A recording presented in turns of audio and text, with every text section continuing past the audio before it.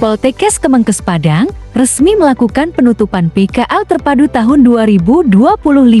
Wakil Bupati Padang Pariaman, Rahmat Hidayat turut hadir, menutup kegiatan PKL yang telah berjalan 3 minggu terakhir. Ia mengapresiasi semangat dan dedikasi para mahasiswa yang telah menyelesaikan PKL dengan penuh tanggung jawab. Menurutnya, kegiatan PKL ini adalah bentuk sinergi dunia pendidikan dan pemerintahan. Rahmat berharap para mahasiswa dapat mengaplikasikan ilmu yang diperoleh di bangku perkuliahan dalam kehidupan nyata. Ia juga berpesan kepada para mahasiswa agar pengalaman saat PKL menjadi motivasi berbakti untuk negara nantinya. Sementara itu, Direktur Poltekkes Kemenkes Padang, Reni Dayati mengatakan, ada 810 mahasiswa yang mengikuti PKL terpadu di Padang Pariaman.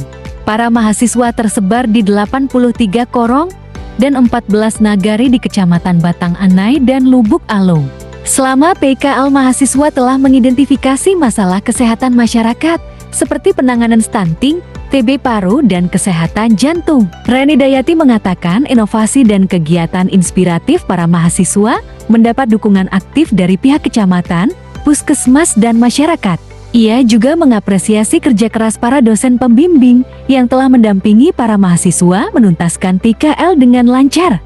Diharapkan program ini memperkaya kompetensi dan memperkuat karakter profesional mahasiswa sebagai calon tenaga kesehatan yang unggul di masa mendatang.